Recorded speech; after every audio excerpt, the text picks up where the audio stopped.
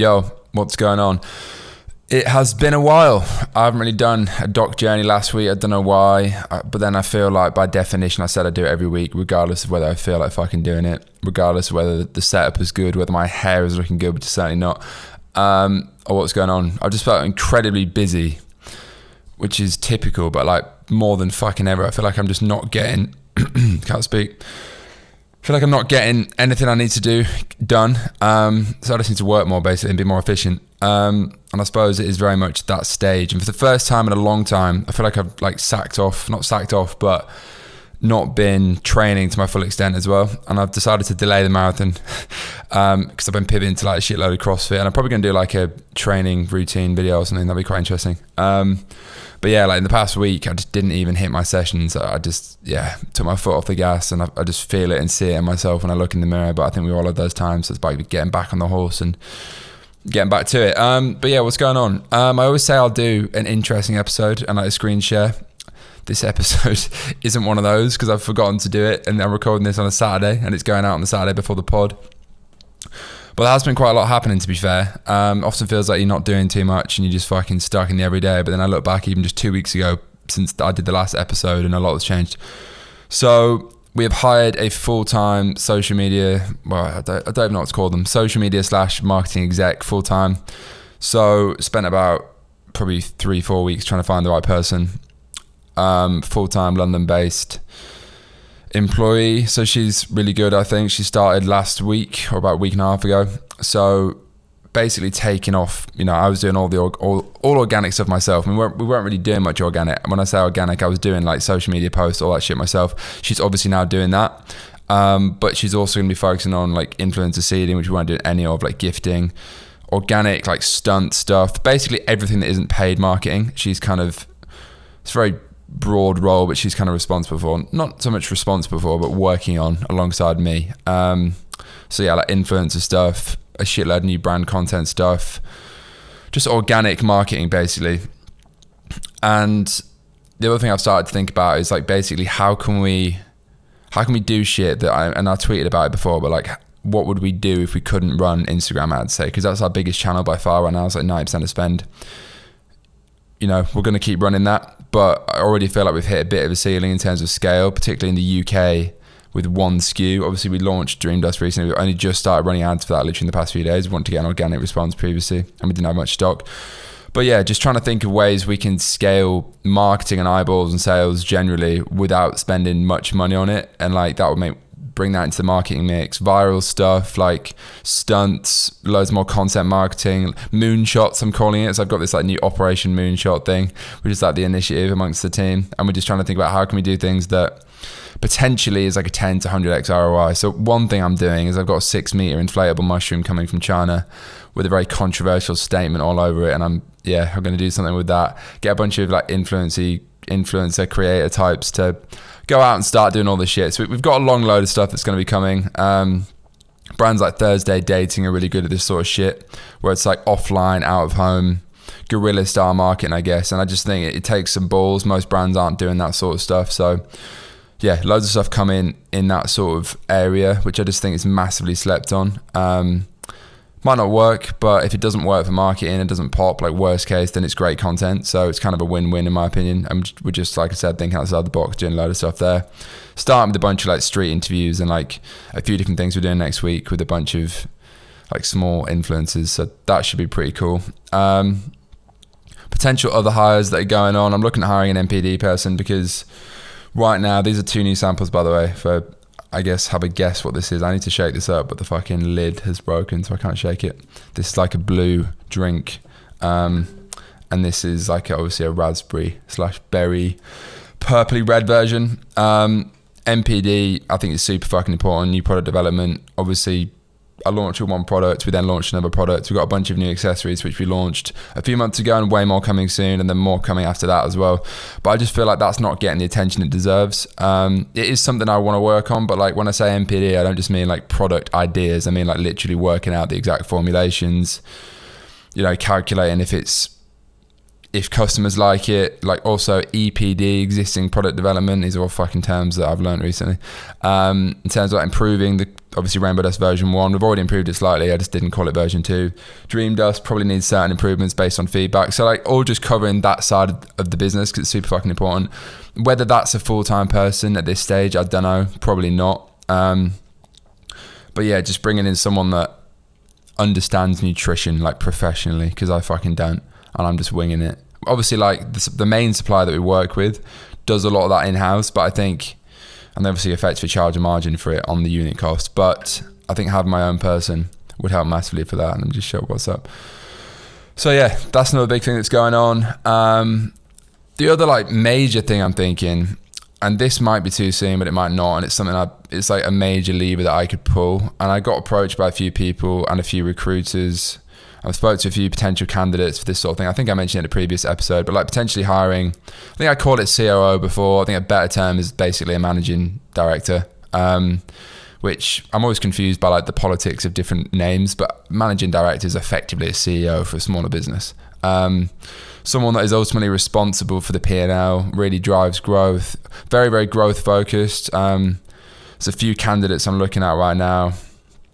You know, they're like 10 years older than me, fuckload of experience in startups, particularly D2C startups.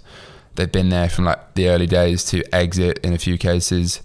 And yeah, they would come in as effectively managing director, but what that would mean, I guess, is that they'd be very growth focused. So driving the P&L, driving revenue targets, basically driving revenue targets and efficiency on the P&L would be like their main North Star. But then also obviously get involved in hiring, building systems, which I'm fucking shit at. Making the supply chain more efficient. That feels like a really big fucking deal, because it is, because getting that person wrong could be very detrimental, although you obviously put like a 6-month probation in, so it wouldn't be the end of the world, but getting them right could unlock like the next level. And I honestly feel like I'm just not that person to fucking properly grow a business from where we're at now, which is like sort of 4 mil run rate as of right now, to like 10 mil plus, and then 20, 30 mil plus, which is where I want to go and think we can go in like the next 2-3 years.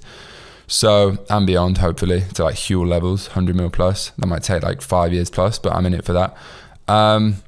So yeah, that's something that's a big lever I'm looking at pulling. Getting a lot of advice on it, obviously speaking to multiple people, candidates and so on, and just trying to see if there's a fit. Because a bit of me thinks it's too soon, but then actually another big part of me thinks this is what I need to do if I want to actually start running a proper business rather than being a bedroom brand, which I obviously am kind of now. I'm not working from a bedroom, living room. But yeah, I think that's, if I want to get to where I want to go, I think I've got to do things a bit differently and start thinking more long term and thinking about the value potentially in someone like that. And I think it's been a bit of imposter syndrome in the past, thinking like, why would someone 10 years older than me, way more experienced than me, ultimately better than me, at least at this side of things, why would they want to work for me? That's the voice in my head a lot of times. But I guess what I'm good at is 0 to 1 and taking the risks, and that's why I'm an entrepreneur, not an MD in another business. So I think that could be a lethal combination if they're the right person. So that is something I'm seriously considering and looking at options for. And it's probably it's a few month process anyway to find that person. So yeah, that's like the biggest thing right now. I'm really trying to focus on pulling levers that can make a massive fucking difference, rather than, instead of worrying about XYZ, like mini things that are going on in the business, which there's many, is like, well, what could solve a lot of these if I get it right, is bringing in the right person who can then look after that, and I can focus more on branding, content, product, and less so on like the actual operations and running and kind of systemization of the business, which I definitely know we need more of. So yeah, that's what I'm thinking. The pod is moving to a proper studio, which I don't know how I feel about it, because I wanted to formalize it. I'm also moving flat soon, so the setup's not as optimum for a pod. I mean, I haven't actually tried it there yet. It's a 3-bedroom, 2 of us moving there. We're gonna have like an office / studio / pod, whatever you want to call it. It's pod studio.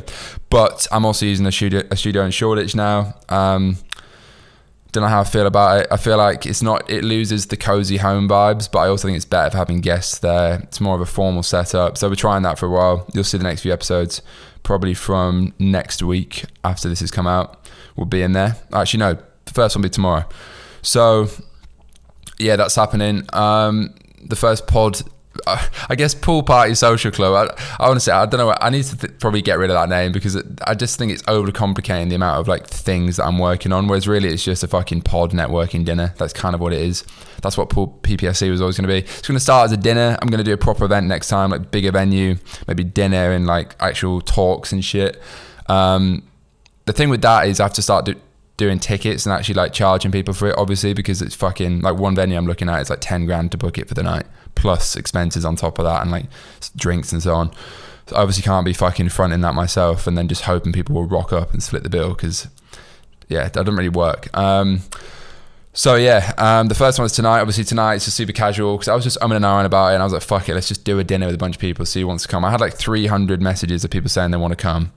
It's a 20 person venue, so it was basically first come first serve, but I think that'll be really fun tonight, and we'll see what the appetite is on like more formal events. I guess I'm looking at this sick place called Pavilion Club in Knightsbridge, like a Michelin star restaurant, hire out the whole fucking floor. Then potentially we've got like a private bank rooftop in central London from a guy I know that could get us in there.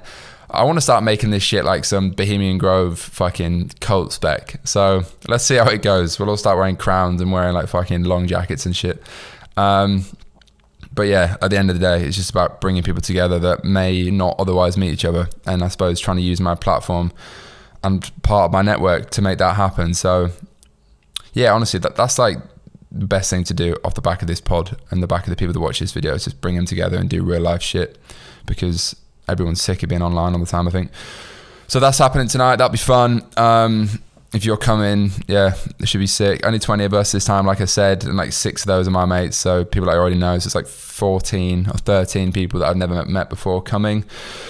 And yeah, we'll see how that goes. Excited for that. And yeah, I think closing remarks is I really have no clue what the fuck I'm doing. Basically scaling this business. I'm trying to just bring in people that know what they are doing. And at the end of the day, like I said, if I keep doing shit I've always done, the results will be the same. So whether that's with the pod, obviously trying to mix up the location, make it more formal, just brought in like a producer / new editor, so he's going to take that a lot more seriously than previous team. Obviously doing the dinner, because I'm always like, oh, should I do it? Are people going to rock up? Fuck it, let's do it. Let's turn it into a real thing. We'll do this, we'll make the next one ticketed. I got loads of mad ideas, and sometimes I don't take my own advice and just act on them. So that's what I'm trying to do. And yeah, Space Goes to the Moon, the pod to the moon. That's basically my only 2 focuses for the next 5-10 years is the plan, to be honest. Certainly for the next 5 years. Build the brand, build the pod, which is kind of part of the brand in my mind, and bring people together with these events on the side. So yeah, as always, appreciate you watching. I hope this was fucking recording. Yeah, I'll link to the next event down below. I'm going to do proper tickets and shit. I'll be on my Twitter and so on. DM me if you want to come to that, or actually don't, just go and buy a ticket. I'll share that when it's going out. And yeah, catch you in the next episode. Peace.